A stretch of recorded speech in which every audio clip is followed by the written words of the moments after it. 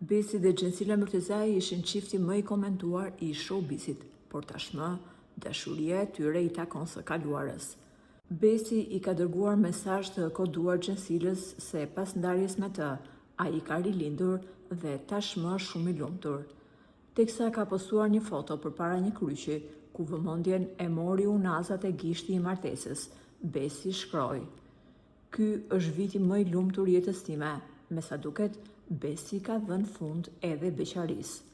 Burime pranë aktorit konfirmojnë se ai dhe partnerja e tij e mistershme, Ejona, kanë kurorzuar dashurinë e tyre në një ceremoni ultra private familjare, larg syrit të medias dhe rretheve të gjëra shoqërore. Vetëm familjarët më të ngushtë kanë qenë dëshmitar të këtij hapi të rëndësishëm, duke zgjedhur një ambient plot privatësi për të shmangur zhurmën e madhe. Pas deklaratës publike, Ejona të dua, kjo martesë e rrufeshme tregon se Besi ka gjetur qetësinë e plot.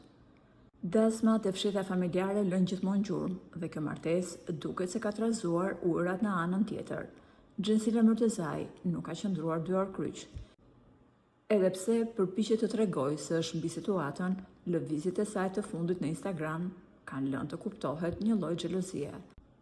Ajo ka publikuar menjëherë video me Ajkën dhe Amenin nga shtëpia e tyre luksoze, duke shkruar: "Familja ime e vërtet dhe e vetme fillon dhe mbaron këtu." Një mesazh i qartë se dasmat e reja të Besit nuk mund të zëvendësojnë atë që la pas. Për më tepër, Gjensila mësoi të ketë thënë: "Nuk ka rëndësi se sa shpejt krijon një familje të re, rëndësi ka sa dritë ke në shpirt." Disa thjesht duan të mbushin poshllëqet. Faleminderit që na ndiqni. Për më shumë lajme interesante, bëjni subscribe kanalit ton të YouTube-it.